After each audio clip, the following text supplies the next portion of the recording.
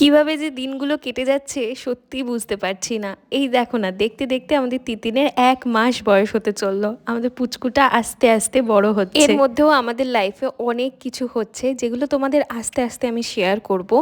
যাই হোক, এখন আমি ওকে ঘুম পাড়াচ্ছিলাম, তো একটুখানি সময় লাগাচ্ছিল ঘুমাতে, তারপরে দেখলাম ঘুমিয়ে পড়েছে।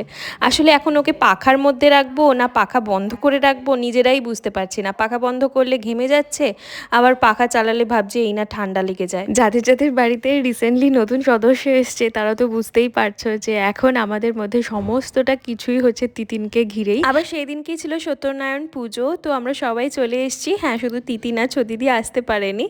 আর এখানে দেখো পুজো শুরুও হয়ে গেছে। এই বিচ্ছুটাকে অনেক কষ্টে ধরে আমি ছবি ভিডিও তুলেছি, একদম ছবি ভিডিও তুলতে চায় না। অনেকক্ষণ ধরে পুজো হয়েছিল, তো সুন্দরভাবে পুজো কমপ্লিট হওয়ার পর আমরা খাওয়া দাওয়া করে বাড়ি চলে আসি।